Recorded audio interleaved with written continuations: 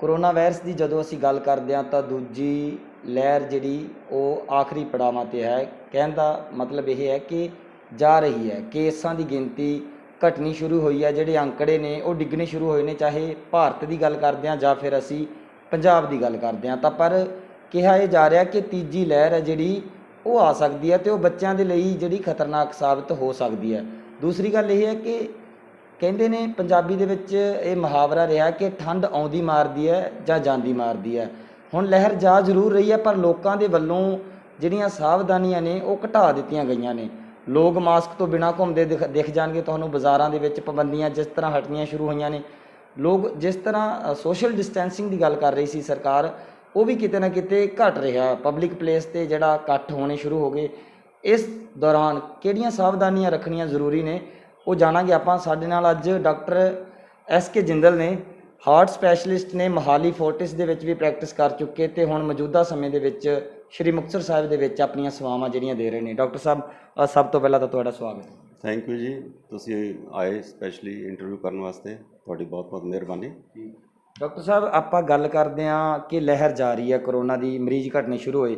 ਪਹਿਲਾਂ ਤਾਂ ਤੁਸੀਂ ਇਹ ਜ਼ਰੂਰ ਸਾਫ਼ ਕਰਿਓ ਕਿ ਤੁਹਾਡੇ ਕੋਲੇ ਹੁਣ ਕੋਵਿਡ ਦੇ ਪੇਸ਼ੈਂਟ ਪਹਿਲਾਂ ਨਾਲੋਂ ਘਟੇ ਨੇ, ਆ ਰਹੇ ਨੇ, ਜਾਂ ਪਿੰਡਾਂ 'ਚੋਂ ਆ ਰਹੇ ਨੇ ਜਾਂ ਸ਼ਹਿਰਾਂ 'ਚੋਂ, ਕਿਸ ਤਰ੍ਹਾਂ ਜਿਹੜਾ ਉਹਨਾਂ ਦਾ ਸਿਲਸਿਲਾ? ਦੇਖੋ ਜੀ, ਇਹ ਮਈ ਦੇ ਵਿੱਚ ਜਿਹੜੀ ਹੈ ਚੀਜ਼ ਕਾਫੀ ਵੱਧ ਗਈ ਸੀ, ਔਰ ਜਿਹੜਾ ਲਾਸਟ ਵੀਕ ਆਫ ਜਿਹੜਾ ਮਈ ਹੈ ਉਹਦੇ ਵਿੱਚ ਜਾ ਕੇ ਇਹ ਆਲਮੋਸਟ ਪੀਕ 'ਤੇ ਆ ਗਈ ਸੀ। ਔਰ ਉਦੋਂ ਤਾਂ ਇਹ ਹਾਲ ਸੀ ਕਿ ਹਸਪਤਾਲਾਂ ਦੇ ਵਿੱਚ ਜਿਹੜਾ ਬੈੱਡ ਵੀ ਬੜੀ ਮੁਸ਼ਕਿਲ ਨਾਲ ਮਿਲਦਾ ਸੀ।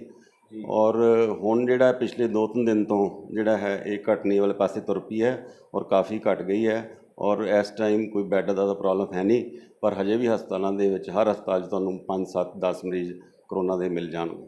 ਡਾਕਟਰ ਸਾਹਿਬ, ਇਹ ਘਟਣ ਦੇ ਕਾਰਨ ਕੀ ਨੇ ਕਿ ਲੋਕਾਂ ਨੇ ਜਿਹੜੀਆਂ ਸਾਵਧਾਨੀਆਂ ਵਰਤੀਆਂ, ਲੋਕ ਘਰਾਂ ਦੇ ਵਿੱਚ ਰਹੇ, ਲੋਕਾਂ ਨੇ ਮਾਸਕ ਲਗਾ ਕੇ ਰੱਖੇ, ਉਹ ਅਹਿਮ ਸੀ, ਜਾਂ ਇਹ ਵੇਵ ਦੇ ਕਾਰਨ ਘਟਣ ਦੇ ਜਾਂ ਆਉਣ ਦੇ ਕੀ ਹੁੰਦੇ ਨੇ ਜੀ? ਦੇਖੋ ਜੀ, ਇਹਦਾ ਜਿਹੜਾ ਘਟਣ ਦਾ ਕਾਰਨ ਸਾਵਧਾਨੀ ਨਾਲ ਲਿੰਕ ਨਹੀਂ ਹੈਗਾ। ਜੇ ਸਾਵਧਾਨੀ ਲੋਕ ਰੱਖਦੇ ਤਾਂ ਇਹ ਇੰਨੀ ਜ਼ਿਆਦਾ ਆਉਣੀ ਨਹੀਂ ਸੀ। ਇੱਕ ਨੈਚੁਰਲ ਪ੍ਰੋਸੈਸ ਹੈ ਜਿਹੜਾ ਇਸ ਵੇਵ ਦਾ, ਜਿਵੇਂ ਕਿ ਪਹਿਲਾਂ ਵੱਧਦੀ ਹੈ ਫਿਰ ਘਟਦੀ ਹੈ, ਉਸ ਤਰੀਕੇ ਕਰਕੇ ਹੀ ਘਟੀ ਹੈ। ਜੇ ਸਾਵਧਾਨੀ ਰੱਖੀਆਂ ਹੁੰਦੀਆਂ ਤਾਂ ਇਹ ਇੰਨੀ ਵਧਣੀ ਨਹੀਂ ਸੀ, ਲੇਕਿਨ ਘਾਟੇ ਆਪਣੇ ਆਪ ਹੀ ਰਹੀ ਹੈ ਹੁਣ। ਤਾਂ ਇਹਦੇ 'ਚ ਕੋਈ ਮਤਲਬ ਉਹ ਨਹੀਂ ਹੈ ਕਿ ਵੀ ਹੁਣ ਜਿਹੜਾ ਹੈ ਕੋਈ ਸਾਵਧਾਨੀਆਂ ਵਰਤਣੀਆਂ ਤਾਂ ਘਟ ਗਈ। ਇਹ ਆਪਣਾ ਨੈਚੁਰਲ ਪ੍ਰੋਸੈਸ ਦੇ ਵਿੱਚ ਆ ਕੇ ਘਟਦੀ ਹੈ ਵੇਵ। ਪਰ ਡਾਕਟਰ ਸਾਹਿਬ, ਜਿਸ ਤਰ੍ਹਾਂ ਮੈਂ ਜ਼ਿਕਰ ਕੀਤਾ ਸੀ ਕਿ ਲੋਕਾਂ ਨੇ ਸਾਵਧਾਨੀਆਂ ਘਟਾ ਦਿੱਤੀਆਂ ਨੇ ਪਹਿਲਾਂ ਦੇ ਨਾਲੋਂ, ਜਿਸ ਤਰ੍ਹਾਂ ਪੇਸ਼ੈਂਟ ਘਟ ਰਹੇ ਨੇ, ਕੇਸ ਘਟ ਰਹੇ ਨੇ, ਅਤੇ ਸਾਵਧਾਨੀਆਂ ਵੀ ਜਿਹੜੀਆਂ ਘਟ ਰਹੀਆਂ ਨੇ, ਤਾਂ ਲੋਕ ਹੁਣ ਕਿਸ ਤਰ੍ਹਾਂ ਦੀ ਸਾਵਧਾਨੀ ਰੱਖਣ ਤਾਂ ਕਿ ਅੱਗੇ ਜਿਹੜਾ ਆਉਣ ਵਾਲਾ ਸਮਾਂ ਉਹਦੇ 'ਚ ਵੱਡੀਆਂ ਮੁਸ਼ਕਲਾਂ ਨਾ ਆਉਣ? ਇਹ ਬਹੁਤ ਵਧੀਆ ਗੱਲ ਤੁਸੀਂ ਕਹੀ ਹੈ। ਇਹ ਇਕੱਲੇ ਮਰੀਜ਼ਾਂ 'ਤੇ ਲਾਗੂ ਨਹੀਂ ਹੁੰਦੀ, ਈਵਨ ਡਾਕਟਰ ਅਤੇ ਪੈਰਾਮੈਡੀਕਲ ਸਟਾਫ 'ਤੇ ਵੀ ਲਾਗੂ ਹੁੰਦੀ ਹੈ। ਸਾਨੂੰ ਬਿਲਕੁਲ ਵੀ ਸਾਵਧਾਨੀ ਨਹੀਂ ਘਟਾਉਣੀ ਚਾਹੀਦੀ।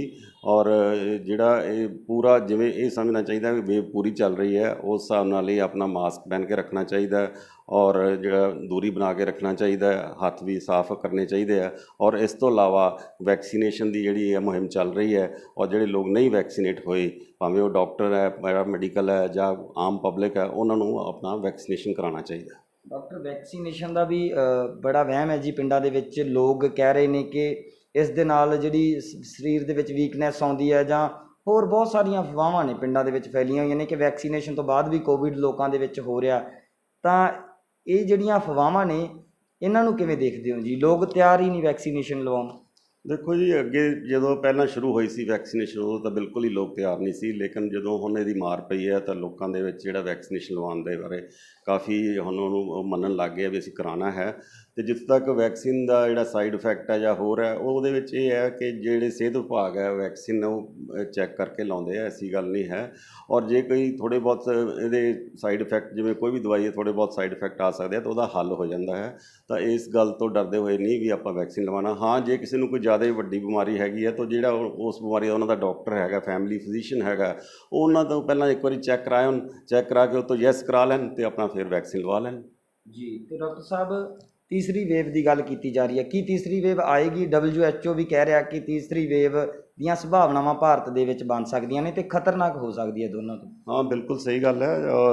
ਪਹਿਲਾਂ ਤਾਂ ਮੈਂ ਕਹੂੰਗਾ ਕਿ ਦੂਸਰੀ ਵੇਵ ਬਾਰੇ ਕੋਈ ਜ਼ਿਆਦਾ ਪ੍ਰੋਪੇਗੈਂਡਾ ਨਹੀਂ ਸੀਗਾ, ਲੋਕਾਂ ਨੇ ਨਹੀਂ ਸੋਚਿਆ ਸੀ ਕਿ ਦੂਸਰੀ ਵੇਵ ਆ ਜਾਏਗੀ, ਲੇਕਿਨ ਇਹ ਕਿਉਂਕਿ ਦੂਸਰੀ ਨਾਲ ਲੋਕਾਂ ਨੂੰ ਹੱਥ ਲੱਗ ਗਿਆ ਤਾਂ ਉਹ ਹੁਣ ਜਿਹੜੀਆਂ ਵੱਡੀਆਂ ਏਜੰਸੀਜ਼ WHO ਵਗੈਰਾ ਕਹਿੰਦੀਆਂ ਕਿ ਤੀਸਰੀ ਆਏਗੀ, ਤਾਂ ਲੋਕਾਂ ਨੂੰ ਇਸ ਚੀਜ਼ ਦਾ ਹੁਣ ਡਰ ਪੈਣਾ ਸ਼ੁਰੂ ਹੋ ਗਿਆ ਕਿ ਤੀਸਰੀ ਵੇਵ ਆ ਨਾ ਜਾਵੇ। ਔਰ ਜੋ WHO ਦੀ ਰਿਕਮੈਂਡੇਸ਼ਨ ਹੈ ਉਹਦੇ ਮੁਤਾਬਕ ਇਹ ਐਕਸਪੈਕਟਡ ਹੈਗੀ ਹੈ। ਜਿਹੜੀ ਪਹਿਲੀ ਵੇਵ ਸੀ ਇਹਨੇ ਜ਼ਿਆਦਾ 60 ਤੋਂ ਕਹਿ ਲਓ ਵੀ ਵੱਡੀ ਉਮਰ ਦੇ ਬੰਦਿਆਂ ਨੂੰ ਅਫੈਕਟ ਕੀਤਾ ਸੀ। ਜਿਹੜੀ ਦੂਜੀ ਆਈ ਆਪਣੀ ਹੁਣ ਇਹਦੇ 40 ਤੋਂ 60 ਵਾਲੇ ਜ਼ਿਆਦਾ ਮਾਰ ਦੇ ਵਿੱਚ ਆਏ, ਔਰ ਜਿਹੜੀ ਹੁਣ ਤੀਜੀ ਆਉਣੀ ਹੈ ਉਹਦੇ 'ਚ ਇਹੀ ਹੈ ਕਿ ਉਹਦੇ 'ਚ ਬੱਚਿਆਂ 'ਤੇ ਜ਼ਿਆਦਾ ਇਹ ਅਸਰ ਕਰੇਗੀ।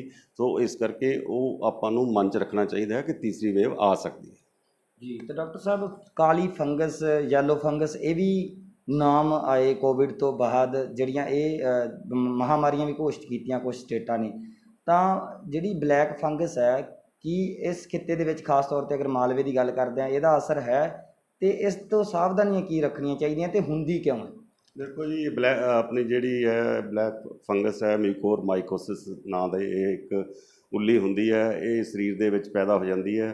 ਇਹ ਉਦੋਂ ਹੁੰਦੀ ਹੈ ਕਿ ਜਦੋਂ ਆਪਾਂ ਜਿਹੜਾ ਕੋਈ ਮੰਨ ਲਓ ਸਰੀਰ ਪਹਿਲਾਂ ਹੀ ਕੋਈ ਕਮੀ ਹੈਗੀ ਹੈ, ਕਿਸੇ ਨੂੰ ਸ਼ੂਗਰ ਹੈਗੀ ਹੈ ਜਾਂ ਕਿਸੇ ਨੂੰ ਅੰਦਰ ਕੋਈ ਬਿਮਾਰੀ ਹੈਗੀ ਹੈ, ਉੱਤੋਂ ਉਹਨੂੰ ਮੰਨ ਲਓ ਕਰੋਨਾ ਹੋ ਗਈ ਤਾਂ ਉਹਦੇ 'ਚ ਜਿਹੜੀ ਦਵਾਈ ਵਰਤੀ ਜਾਂਦੀ ਹੈ, ਸਟੀਰਾਇਡਸ ਵਰਤੇ ਜਾਂਦੇ ਆ, ਆਕਸੀਜਨ ਲਗਾਈ ਜਾਂਦੀ ਹੈ, ਤਾਂ ਇਹ ਕਿਆਸ ਕੀਤਾ ਜਾਂਦਾ ਹੈ ਕਿ ਉਹਨਾਂ ਦੇ ਕਰਕੇ ਇਹ ਜਿਹੜੀ ਉੱਲੀ ਹੈ ਇਹ ਵੱਧ ਜਾਂਦੀ ਹੈ ਇੱਕਦਮ, ਔਰ ਇਹ ਬਾਡੀ 'ਤੇ ਅਟੈਕ ਕਰ ਦਿੰਦੀ ਹੈ।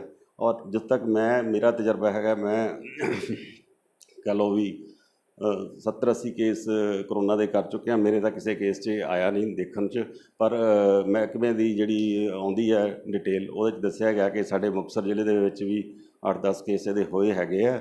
ਔਰ ਇਸ ਤੋਂ ਬਚਣ ਦੇ ਵਾਸਤੇ ਤਾਂ ਇਹੀ ਹੈ ਕਿ ਡਾਕਟਰ ਦੀ ਰਾਏ ਮੁਤਾਬਕ ਹੀ ਦਵਾਈ ਲੈਣੀ ਚਾਹੀਦੀ ਹੈ। ਜਿਵੇਂ ਕਿ ਮੇਨ ਇਹਦੇ 'ਚ ਸਟੀਰਾਇਡਸ ਨੂੰ ਕਲਪਰੇਟ ਸਮਝਿਆ ਗਿਆ, ਔਰ ਜੋ ਸਟੀਰਾਇਡ ਇੱਕ MD ਡਾਕਟਰ ਜਾਂ ਕੁਆਲੀਫਾਈਡ ਡਾਕਟਰ ਪ੍ਰਸਕ੍ਰਾਈਬ ਕਰਦਾ ਤਾਂ ਹੀ ਖਾਣੇ ਚਾਹੀਦੇ ਆ।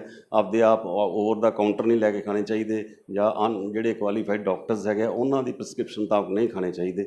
ਇਹੀ ਇਸ ਤੋਂ ਬਚਣ ਦਾ ਤਰੀਕਾ ਹੈਗਾ ਜੀ। ਡਾਕਟਰ ਸਾਹਿਬ ਸਟੀਰੋਇਡ ਦੀ ਗੱਲ ਕੀਤੀ ਹੈ ਤਾਂ ਐਲੋਪੈਥੀ ਤੇ ਪਿਛਲੇ ਦਿਨਾਂ 'ਚ ਯੋਗ ਗੁਰੂ ਰਾਮਦੇਵ ਜੀ ਨੇ ਬਹੁਤ ਸਵਾਲ ਖੜੇ ਕੀਤੇ ਐਲੋਪੈਥੀ ਦੇ ਉੱਪਰ।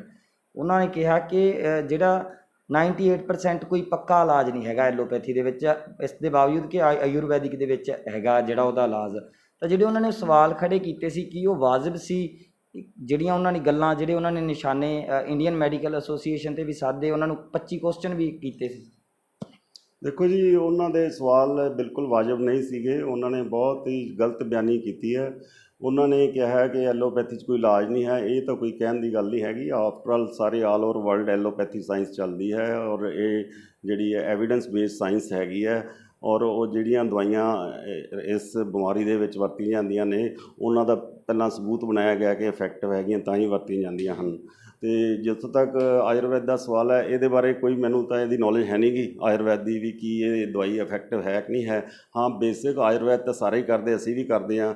ਅਸੀਂ ਵੀ ਮੈਂ ਘਰੇ ਰੋਜ਼ ਆਪਣਾ ਹਲਦੀ ਦਾ ਦੁੱਧ ਪੀਣਾ, ਠੀਕ ਹੈ ਨਾ। ਉਹ ਤਾਂ ਆਪਣੇ ਇੱਕ ਤਰ੍ਹਾਂ ਦਾ ਆਪਣੇ ਖੂਨ ਦੇ ਪੀੜ੍ਹੀ ਦਰ ਪੀੜ੍ਹੀ ਹੀ ਚੱਲਿਆ ਆਉਂਦਾ ਹੈ। ਕੀ ਉਹ ਆਯੁਰਵੈਦ ਹੈ ਜਾਂ ਕੋਈ ਉਹਨਾਂ ਦਾ ਇੱਕ ਸਾਇੰਸ ਅਲੱਗ ਹੈ, ਇਹਦੇ ਬਾਰੇ ਤਾਂ ਮੈਨੂੰ ਨਹੀਂ ਪਤਾ।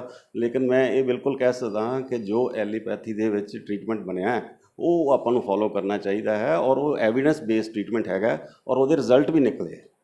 ਕੇਸਾਂ ਦੀ ਗੱਲ ਕਰੀਏ ਤਾਂ ਇੱਕ ਵਾਰ ਫਿਰ ਤੋਂ ਜੀ, ਕਿੰਨੀ ਕੁ ਗਿਣਤੀ ਘਟੀ ਹੈ? ਤੁਸੀਂ ਖੁਦ ਜਿਹੜਾ ਕੋਵਿਡ ਵਾਰਡ ਚਲਾ ਰਹੇ ਹੋ, ਕਿੰਨਾ ਕੁ ਤੁਹਾਨੂੰ ਫਰਕ ਦੇਖਣ ਨੂੰ ਮਿਲਿਆ? ਜਿਹੜਾ ਇੱਕ ਲਹਿਰ ਸੀ, ਸਿਖਰ 'ਤੇ ਸੀ, ਤੇ ਅੱਜ ਦੇ ਸਮੇਂ ਦੇ ਵਿੱਚ ਪਰਸੈਂਟੇਜ ਦੇ ਅਗਰ ਗੱਲ ਕਰੀਏ? ਦੇਖੋ ਜੀ, ਜੋ ਮੇਰਾ ਆਪਦਾ ਪਰਸਨਲ ਤਜਰਬਾ ਹੈਗਾ ਕਿ ਇਸ ਟਾਈਮ ਜਿਹੜਾ ਹੈ 15-20% ਕੇਸ ਰਹਿ ਗਏ ਹੈ ਸਿਖਰ ਨਾਲੋਂ, ਅਤੇ ਹੋ ਸਕਦਾ ਹੈ ਕਿ ਆਉਣ ਵਾਲੇ 10-15-20 ਦਿਨਾਂ ਦੇ ਵਿੱਚ ਇਹ 5-7% ਵਿਰਲਾ ਕੇਸ ਹੀ ਰਹਿ ਜਾਏਗਾ। ਤਾਂ ਕਾਫੀ ਇਹ ਘੱਟ ਹੋਈ ਹੈ। ਡਾਕਟਰ ਸਾਹਿਬ, ਪਹਿਲੀ ਲਹਿਰ 'ਚ ਆਕਸੀਜਨ ਦਾ ਕੋਈ ਕਿਸੇ ਨੂੰ ਪਤਾ ਤੱਕ ਨਹੀਂ ਸੀਗਾ ਕਿ ਆਕਸੀਜਨ ਦੀ ਕਮੀ ਆ ਰਹੀ ਹੈ, ਜਾਂ ਐਡਾ ਵੱਡਾ ਮਸਲਾ ਨਹੀਂ ਬਣਿਆ ਸੀ ਆਕਸੀਜਨ। ਤਾਂ ਦੂਸਰੀ ਲਹਿਰ ਦੇ ਵਿੱਚ ਆਕਸੀਜਨ ਵੱਡਾ ਮਸਲਾ ਰਿਹਾ। ਤੀਜੀ ਲਹਿਰ ਅਗਰ ਆਉਂਦੀ ਹੈ ਤਾਂ ਉਹਦੇ ਵਿੱਚ ਕੀ ਅਹਿਮ ਰਹੇਗਾ? ਦੇਖੋ, ਤੀਜੀ ਲਹਿਰ ਦੇ ਵਿੱਚ ਤਾਂ ਜ਼ਿਆਦਾ ਜਿਹੜਾ ਇਹੀ ਕਿਹਾ ਜਾ ਰਿਹਾ ਕਿ ਇਹ ਛੋਟੀ ਉਮਰ ਵਾਲੇ ਜਿਹੜੇ ਹੈ ਉਹਨਾਂ ਨੂੰ ਪਏਗੀ। ਔਰ ਜਿੱਥੋਂ ਤੱਕ ਮੈਂ ਆਪਦਾ ਨੌਲੇਜ ਰੱਖਦਾ ਹਾਂ ਕਿ ਜਿਹੜੇ ਬੱਚਿਆਂ ਦੇ ਵਿੱਚ ਸ਼ਾਇਦ ਆਕਸੀਜਨ ਦਾ ਮਸਲਾ ਇੰਨਾ ਨਾ ਬਣੇ, ਔਰ ਜਿਹੜਾ ਉਹਨਾਂ ਦਾ ਵਿੱਚ ਇੰਨੀ ਇਹ ਜਿਵੇਂ ਇਹਨਾਂ ਨੇ ਵੱਡਿਆਂ ਦੇ ਵਿੱਚ ਇਸ ਲਹਿਰ ਨੇ ਨੁਕਸਾਨ ਕੀਤਾ, ਬੰਦਿਆਂ ਦੀ ਡੈਥਸ ਵੀ ਕੀਤੀਆਂ, ਹੋ ਸਕਦਾ ਬੱਚਿਆਂ 'ਚ ਹੋਵੇ ਤਾਂ ਜ਼ਰੂਰ ਇਹ, ਪਰ ਇਹ ਨਾ ਉਹਨਾਂ ਨੂੰ ਇੰਨਾ ਨੁਕਸਾਨ ਨਾ ਕਰ ਪਾਏ ਜਿੰਨਾ ਕਿ ਅਡਲਟਸ ਦੇ ਵਿੱਚ ਇਹਨੇ ਕੀਤਾ। ਇਮਿਊਨਿਟੀ ਸਿਸਟਮ ਆ ਜਿਹੜਾ ਬੱਚਿਆਂ ਦਾ ਸਟਰੋਂਗ ਹੁੰਦਾ ਜੀ। ਹਾਂ, ਇਮਿਊਨਿਟੀ ਸਿਸਟਮ ਬੱਚਿਆਂ ਦਾ ਸਟਰੋਂਗ ਹੁੰਦਾ ਹੈ। ਫਿਰ ਉਹਨਾਂ ਨੂੰ ਜਿਹੜੀਆਂ ਹੈਗੀਆਂ, ਜਿਵੇਂ ਵੱਡਿਆਂ ਦੇ ਵਿੱਚ ਤਾਂ ਕਿਸੇ ਨੂੰ ਸ਼ੂਗਰ ਹੋਈ ਹੁੰਦੀ ਹੈ, ਕਿਸੇ ਨੂੰ ਹਾਰਟ ਦੀ ਹੁੰਦੀ ਹੈਗੀ ਹੈ, ਕਿਸੇ ਨੂੰ ਕੋਈ ਹੋਰ ਹੁੰਦੀ ਹੈ, ਤਾਂ ਬੱਚਿਆਂ 'ਚ ਆਮ ਤੌਰ 'ਤੇ ਇਸ ਤਰ੍ਹਾਂ ਦੀਆਂ ਬਿਮਾਰੀਆਂ ਨਾਲ ਨਹੀਂ ਹੁੰਦੀਆਂ। ਸੋ ਕੋਮੋਰਬਿਡਿਟੀ ਇਹਨੂੰ ਕਹਿੰਦੇ ਆ, ਕੋਮੋਰਬਿਡਿਟੀ ਬੱਚਿਆਂ 'ਚ ਘੱਟ ਹੁੰਦੀ ਹੈ। ਇਸ ਕਰਕੇ ਲਹਿਰ ਤੀਜੀ ਜੇ ਬੱਚੇ ਨੂੰ ਇਫੈਕਟ ਵੀ ਕਰਦੀ ਹੈ, ਜਿੱਥੇ ਤੱਕ ਮੇਰੀ ਸੋਚ ਹੈ ਕਿ ਉਹ ਉਨੀ ਮਾਰ ਨਹੀਂ ਕਰ ਪਾਏਗੀ ਜਿੰਨੀ ਕਿ ਇਹਨੇ ਸੈਕੰਡ ਲੇਅਰ ਨੇ ਕੀਤੀ ਹੈ। ਬੱਚਿਆਂ ਨੂੰ ਮਾਸਕ ਵਗੈਰਾ ਵੀ ਬੱਚੇ ਖੇਡਦੇ ਨੇ, ਗਲੀਆਂ ਦੇ ਵਿੱਚ ਵੀ ਖੇਡ ਰਹੇ ਨੇ ਜਾਂ ਘਰਾਂ ਦੇ ਵਿੱਚ ਮਾਸਕ ਤੋਂ ਪਰਹੇਜ਼ ਹੀ ਕਰ ਰਹੇ ਨੇ ਬੱਚੇ। ਨਹੀਂ, ਲਗਾ ਵੀ ਉਹ ਨਹੀਂ ਗਲਤ ਰਹੇ। ਹੈ, ਉਹ ਗਲਤ ਹੈ। ਦੇਖੋ ਹੁਣ ਆਪਾਂ ਨੂੰ ਸਾਰਿਆਂ ਨੂੰ ਡਰ ਹੈ ਕਿ ਬੱਚਿਆਂ 'ਤੇ ਇਫੈਕਟ ਕਰੇਗੀ, ਤਾਂ ਇਹ ਜਿਹੜਾ ਹੈ ਪੂਰਾ ਬੱਚਿਆਂ ਨੂੰ ਜਿਹੜੀਆਂ 3 ਪ੍ਰੀਕਾਸ਼ਨਾਂ ਹੈਗੀਆਂ, ਮਾਸਕ ਪਹਿਨਣਾ, ਹੱਥ ਸਾਫ਼ ਰੱਖਣੇ, ਦੂਰੀ ਬਣਾ ਕੇ ਰੱਖਣਾ, ਉਹ ਫੋਲੋ ਕਰਨੀਆਂ ਚਾਹੀਦੀਆਂ। ਡਾਕਟਰ ਸਾਹਿਬ, ਆਖਰੀ ਸਵਾਲ ਇਹ ਹੈ ਕਿ ਪ੍ਰਾਈਵੇਟ ਹੌਸਪੀਟਲ ਕਿਹਾ, ਡਾਕਟਰ ਹਰ ਇੱਕ ਡਾਕਟਰ ਨੂੰ ਰੱਬ ਦਾ ਰੂਪ ਕਿਹਾ ਜਾਂਦਾ, ਪਰ ਦੂਸਰੀ ਲਹਿਰ ਦੇ ਵਿੱਚ ਪ੍ਰਾਈਵੇਟ ਹੌਸਪੀਟਲਾਂ ਦੇ ਵਿੱਚ ਬੈੱਡ ਵੀ ਨਹੀਂ ਮਿਲੇ, ਜੇ ਮਿਲੇ ਤਾਂ ਬਹੁਤ ਮਹਿੰਗਾ ਇਲਾਜ ਹੋਇਆ ਕੋਵਿਡ ਦਾ। ਕੀ ਇਹ ਜਿਹੜਾ ਨੈਤਿਕ ਤੌਰ 'ਤੇ ਡਾਕਟਰਾਂ ਨੂੰ ਜਿਹੜਾ ਇਹਦੀ ਇੰਨੀ ਇਸ ਕੋਵਿਡ ਨੂੰ ਇੱਕ ਆਫਰ ਦੇ ਤੌਰ 'ਤੇ ਜਿਹੜਾ ਯੂਜ਼ ਕੀਤਾ ਜਿਨ੍ਹਾਂ ਡਾਕਟਰਾਂ ਨੇ, ਕੀ ਉਹਨਾਂ ਲਈ ਸਹੀ ਹੈ ਜਾਂ ਫਿਰ ਮਜਬੂਰੀ ਸੀ ਉਹਨਾਂ ਦੀ? ਨਹੀਂ, ਡਾਕਟਰ ਨੂੰ ਕਦੇ ਵੀ ਇਸ ਤਰ੍ਹਾਂ ਦੀ ਜਿਹੜੀ ਮਹਾਂਮਾਰੀ ਹੈ, ਦੇਖੋ ਇਹ ਮਹਾਂਮਾਰੀ 100 ਸਾਲ ਬਾਅਦ ਆਉਂਦੀ ਹੈ, ਠੀਕ ਹੈ। ਮੈਂ ਇਹ ਕਹਿਣਾ ਹੁੰਦਾ, ਸਾਡੇ DC ਸਾਹਿਬ ਨਾਲ ਵੀ ਮੀਟਿੰਗ ਹੋਈ ਸੀ, ਮੈਂ ਕਿਹਾ DC ਸਾਹਿਬ ਅਸੀਂ ਤੁਹਾਡੀ ਟੀਮ 'ਚ ਕੰਮ ਕਰ ਰਹੇ ਹਾਂ। ਉਹਨਾਂ ਦੇ ਕਹਿਣ 'ਤੇ ਹੀ ਅਸੀਂ ਪ੍ਰਾਈਵੇਟ ਡਾਕਟਰਸ ਨੇ ਕੰਮ ਕੀਤਾ। ਅਸੀਂ ਪਹਿਲਾਂ ਇਸ ਕੰਮ ਨੂੰ ਨਹੀਂ ਕਰ ਰਹੇ ਸੀਗੇ, ਸਿਰਫ ਸਰਕਾਰੀ ਡਾਕਟਰ ਹੀ ਕਰ ਰਹੇ ਸੀ, ਲੇਕਿਨ ਸਿਵਲ ਸਰਜਨ ਮੈਡਮ ਨੇ ਔਰ DC ਸਾਹਿਬ ਨੇ ਕਿਹਾ ਵੀ ਤੁਸੀਂ, ਤੁਹਾਡੇ ਕੋਲ ਸਾਰਾ ਕੁਝ ਹੈਗਾ, ਤੁਸੀਂ ਕਿਉਂ ਨਹੀਂ ਕਰਦੇ? ਸਾਨੂੰ ਬੈੱਡਸ ਦੀ ਸ਼ਾਰਟੇਜ ਆ ਰਹੀ ਹੈ, ਤੁਹਾਨੂੰ ਕੋਈ ਚੀਜ਼ ਚਾਹੀਦੀ ਅਸੀਂ ਦੇਵਾਂਗੇ। ਔਰ ਉਹਨਾਂ ਨੇ ਸਾਨੂੰ ਹਰ ਤਰ੍ਹਾਂ ਦੀ ਸਹੂਲਤ ਵੀ ਦਿੱਤੀ। ਅਤੇ ਉਹ ਫਿਰ ਜਿਹੜਾ ਹੈਗਾ ਕਿ ਡਾਕਟਰਸ ਨੂੰ ਜਦੋਂ ਮੌਕਾ ਮਿਲਿਆ ਇਹਨੂੰ ਸੇਵਾ ਕਰਨ ਦਾ, ਤਾਂ ਇਹਨੂੰ ਸੇਵਾ ਦੀ ਭਾਵਨਾ ਨਾਲ ਚੱਲਣਾ ਚਾਹੀਦਾ। ਲੇਕਿਨ ਜਿਹੜਾ ਇਹਦੇ 'ਚ ਹੁੰਦਾ ਵੀ ਹਸਪਤਾਲ 'ਚ ਖਰਚੇ ਤਾਂ ਕਾਫੀ ਪੈਂਦੇ ਆ, ਠੀਕ ਹੈ, ਔਰ ਦਵਾਈਆਂ ਵੀ ਆਪਣੇ ਕੋਲ ਦਿੰਦੇ ਆ। ਆਕਸੀਜਨ ਵੀ ਬੜੀ ਜਿਹੜੀ ਹੈ ਮਿਲਦੀ ਜ਼ਰੂਰ ਰਹੀ, ਲੇਕਿਨ ਬੜੀ ਮਹਿੰਗੀ ਮਿਲੀ ਹੈ, ਠੀਕ ਹੈ। ਔਰ ਜਿਹੜਾ ਵੀ ਗੌਰਮੈਂਟ ਨੇ ਰੇਟ ਫਿਕਸ ਕੀਤਾ, ਉਹ ਰੇਟ ਬਿਲਕੁਲ ਜੈਨੂਇਨ ਫਿਕਸ ਕੀਤਾ। ਉਹਦੇ ਵਿੱਚ ਕੋਈ ਇੰਨਾ ਜ਼ਿਆਦਾ ਡਾਕਟਰਸ ਨੂੰ ਇਹਦੇ 'ਚ ਇੰਨੀ ਕੋਈ ਕਮਾਈ ਨਹੀਂ ਹੋ ਰਹੀ, ਲੇਕਿਨ ਪ੍ਰੋਪੇਗੈਂਡਾ ਬਹੁਤ ਜ਼ਿਆਦਾ ਹੈਗਾ, ਇਹਦੇ 'ਚ ਕੋਈ ਸ਼ੱਕ ਨਹੀਂ ਹੈ। ਉਸ ਨਾਲ ਹੀ ਚੱਲ ਰਹੇ ਸਾਰੇ ਡਾਕਟਰ। ਦੇਖੋ ਅਸੀਂ ਮੁਕਤਸਰ ਦੇ ਵਿੱਚ ਸਾਡੀ ਆਪਸ 'ਚ ਮੀਟਿੰਗ ਹੁੰਦੀ ਰਹਿੰਦੀ ਹੈ। ਸਾਡੇ ਮੁਕਤਸਰ 'ਚ ਕੋਈ ਡਾਕਟਰ ਐਕਸਟਰਾ ਚਾਰਜ ਨਹੀਂ ਕਰ ਰਿਹਾ, ਬਿਲਕੁਲ ਸਹੀ ਨਾਰਮਲ ਵੇ 'ਚ ਹੀ ਚੱਲ ਰਹੇ ਹੈਗੇ। ਔਰ ਜਿੱਥੇ ਤੱਕ ਉਸ ਦਿਨ ਵੀ ਗੱਲ ਹੋਈ ਸੀ ਮੀਟਿੰਗ, ਮੇਰਾ ਖਿਆਲ ਕੋਈ ਕਿਸੇ ਹਸਪਤਾਲ ਦੇ ਅਗੇਂਸਟ ਕੋਈ ਕਿਸੇ ਕਿਸਮ ਦੀ ਅੱਜ ਤੱਕ ਕੰਪਲੇਂਟ ਵੀ ਹੈ ਨਹੀਂ ਮੁਕਤਸਰ ਦੇ ਵਿੱਚ। ਦਿੱਲੀ ਵਰਗੇ ਮਹਾਨਗਰ ਦੀ ਜਦੋਂ ਅਸੀਂ ਗੱਲ ਕਰਾਂ, ਉੱਥੇ ਇਹੋ ਜਿਹੀਆਂ ਜਿਹੜੀਆਂ ਸ਼ਿਕਾਇਤਾਂ ਸਾਹਮਣੇ ਆਈਆਂ। ਦੇਖੋ ਜੀ, ਉੱਥੇ ਹੈਗੇ ਹੈ ਹਸਪਤਾਲ ਕਾਰਪੋਰੇਟ ਟਾਈਪ ਜ਼ਿਆਦਾ ਹੈ। ਇੱਥੇ ਕੀ ਹੈ, ਸਾਡੇ ਕੀ ਹੈ, ਤਾਂ ਤੁਸੀਂ ਵੀ ਮੈਨੂੰ ਜਾਣਦੇ ਹੋ, ਬਾਹਰ ਬੈਠੇ ਸਾਰੇ ਜਾਣਦੇ, 20-25 ਸਾਲ ਤੋਂ ਜਾਣਦੇ ਆ। ਤਾਂ ਅਸੀਂ ਕੋਈ ਇਹ ਜਿਹੜੀ 1 ਮਹੀਨੇ ਦੀ ਖੇਡ ਹੈਗੀ ਹੈ, ਇਹਦੇ ਪਿੱਛੇ ਆਪਦੇ ਜਿਹੜੇ 25-30 ਸਾਲ ਦੇ ਰਿਲੇਸ਼ਨ ਉਹਨੂੰ ਖਰਾਬ ਨਹੀਂ ਕਰਨਾ, ਠੀਕ ਹੈ ਨਾ। ਅਸੀਂ ਕਹਿੰਦੇ ਕਿ ਬੰਦਾ ਇਲਾਜ ਕਰਾਵੇ, ਠੀਕ ਹੋ ਕੇ ਜਾਵੇ, ਚਲੋ ਥੋੜ੍ਹਾ ਬਹੁਤ ਜਿਹੜਾ ਸਾਡਾ ਖਰਚਾ ਬਣਦਾ ਉਹ ਸਾਨੂੰ ਦੇ ਜਾਵੇ। ਲੇਕਿਨ ਦਿੱਲੀ ਵਰਗੇ ਜਿਹੜੇ ਵੱਡੇ ਸ਼ਹਿਰ ਤੁਸੀਂ ਕਹਿੰਦੇ, ਉੱਥੇ ਹੈਗੇ ਕਾਰਪੋਰੇਟ ਹੈ, ਮਾਲਕ ਕੋਈ ਹੋਰ ਹੈ, ਡਾਕਟਰ ਕੋਈ ਹੋਰ ਹੈਗੇ ਹੈ, ਠੀਕ ਹੈ। ਉਹਨਾਂ ਦੇ ਖਰਚੇ ਵੀ ਬਹੁਤ ਜ਼ਿਆਦਾ ਪੈਂਦੇ ਹੈ। ਆਪਣੀ ਜਿਹੜੀ ਇੰਡੀਆ ਦੀ ਜਿਹੜੀ ਪਾਪੂਲੇਸ਼ਨ ਹੈਗੀ ਹੈ, ਪਰ ਕੈਪੀਟਲ ਇਨਕਮ ਹੈਗੀ ਹੈ, ਉਹਨਾਂ ਨੇ ਤਾਂ ਫੋਰਨ ਸਟਾਈਲ ਹਸਪਤਾਲ ਬਣਾ ਰੱਖੇ ਹੈ। ਉੱਥੇ ਉਹ ਵੀ ਭੁਲੇਖੇ ਨਾਲ ਚਲਾ ਜਾਂਦਾ, ਉਹ ਉਹਨਾਂ ਖਰਚਾ ਭਰ ਨਹੀਂ ਸਕਦਾ, ਲੇਕਿਨ ਉਹਨਾਂ ਨੇ ਆਪਦਾ ਫਿਰ ਧੱਕੇ ਨਾਲ ਖਰਚਾ ਲੈਂਦੇ ਆ, ਭਾਵੇਂ ਅਗਲੇ ਨੂੰ ਆਪਦਾ ਮਕਾਨ ਵੇਚਣਾ ਪਵੇ, ਭਾਵੇਂ ਗਹਿਣਾ ਰੱਖਣਾ ਪਵੇ, ਗਹਿਣੇ, ਠੀਕ ਹੈ ਨਾ। ਤਾਂ ਉਹ ਇੱਥੇ ਆਪਣੇ ਛੋਟੇ ਸ਼ਹਿਰਾਂ ਦੇ ਵਿੱਚ ਇਹ ਦਿੱਕਤ ਨਹੀਂ ਹੈਗੀ ਜੀ। ਆਖਰ ਦੇ ਵਿੱਚ ਕੋਈ ਤੁਹਾਡਾ ਸੁਨੇਹਾ, ਕੋਈ ਮੈਸੇਜ ਹੋਵੇ? ਹਾਂ, ਮੇਰਾ ਤਾਂ ਇਹੀ ਸੁਨੇਹਾ ਹੈਗਾ ਕਿ ਬਈ ਜਿਹੜਾ ਬਿਲਕੁਲ ਆਪਾਂ ਨੂੰ ਅਵੇਸਲੇ ਨਹੀਂ ਹੋਣਾ ਚਾਹੀਦਾ। ਔਰ ਹਜੇ ਵੀ ਇਹ ਕੋਈ ਖਤਮ ਨਹੀਂ ਹੋਈ, ਔਰ ਤੀਜੀ ਲਹਿਰ ਤਾਂ ਜਦੋਂ ਆਊਗੀ, ਉਸ ਤੋਂ ਪਹਿਲਾਂ ਹਜੇ ਦੂਜੀ ਲਹਿਰ ਜਿਹੜੀ ਹੈਗੀ ਹੈ, ਇਸ ਦੇ ਵਿੱਚ ਬਿਲਕੁਲ ਸਪੈਸ਼ਲੀ ਮੇਰਾ ਸੁਨੇਹਾ ਡਾਕਟਰਸ ਅਤੇ ਪੈਰਾਮੈਡੀਕਲਸ ਨੂੰ ਹੈਗਾ ਵੀ ਇਹ ਉਹ ਜਿੰਨੀ ਅੱਗੇ ਆਪਦੀ ਪ੍ਰੀਕਾਸ਼ਨ ਰੱਖਦੇ ਰਹੇ ਆ, ਉਹ ਰੱਖਣ, ਕਿਤੇ ਐਵੇਂ ਭੁਲੇਖੇ 'ਚ ਕੋਈ ਆਪਾਂ ਨੂੰ ਮਾਰ ਨਾ ਪੈ ਜਾਵੇ। ਸਮਾਂ ਦੇਣ ਲਈ ਬਹੁਤ ਧੰਨਵਾਦ। Thank you. ਤਾਂ ਇਹ ਸਨ ਡਾਕਟਰ SK ਜਿੰਦਲ, ਜਿਨ੍ਹਾਂ ਦਾ ਕਹਿਣਾ ਹੈ ਕਿ ਬੱਚਿਆਂ ਦੇ ਲਈ ਜਿਹੜਾ ਖਤਰਨਾਕ ਨਹੀਂ ਹੋਏਗੀ ਜਿਹੜੀ ਕੋਵਿਡ ਦੀ ਤੀਸਰੀ ਲਹਿਰ ਜਿਸ ਨੂੰ ਕਿਹਾ ਜਾ ਰਿਹਾ ਕਿ ਆ ਸਕਦੀ ਹੈ, ਪਰ ਹਾਂ ਸਾਵਧਾਨੀਆਂ ਜਿਹੜੀਆਂ ਨੇ ਉਹਨਾਂ ਨੂੰ ਵਰਤਣਾ ਬਹੁਤ ਜ਼ਰੂਰੀ ਹੈ। ਅਤੇ ਦੂਜੀ ਲਹਿਰ ਜਿਹੜੀ ਜਾ ਰਹੀ ਹੈ ਉਹਦੇ ਬਾਰੇ ਖਾਸ ਜ਼ਿਕਰ ਕੀਤਾ ਕਿ ਡਾਕਟਰਾਂ ਨੂੰ ਅਤੇ ਪੈਰਾਮੈਡੀਕਲ ਜਿਹੜਾ ਸਟਾਫ ਹੈ ਉਹਨੂੰ ਸਾਵਧਾਨੀਆਂ ਰੱਖਣ ਦੀ ਜ਼ਰੂਰਤ ਹੈ, ਹਲਕੇ ਦੇ ਵਿੱਚ ਨਹੀਂ ਲੈਣਾ ਚਾਹੀਦਾ। ਹੋਰ ਵੀ ਤੁਹਾਡੇ ਤੱਕ ਡਾਕਟਰਾਂ ਦੀਆਂ ਮੁਲਾਕਾਤਾਂ ਜਿਹੜੀਆਂ ਅਸੀਂ ਲਗਾਤਾਰ ਲੈ ਕੇ ਆਉਂਦੇ ਰਹਾਂਗੇ। R19 ਦੇ ਨਾਲ ਜੁੜਨ ਦੇ ਲਈ ਬਹੁਤ ਧੰਨਵਾਦ ਜੀ।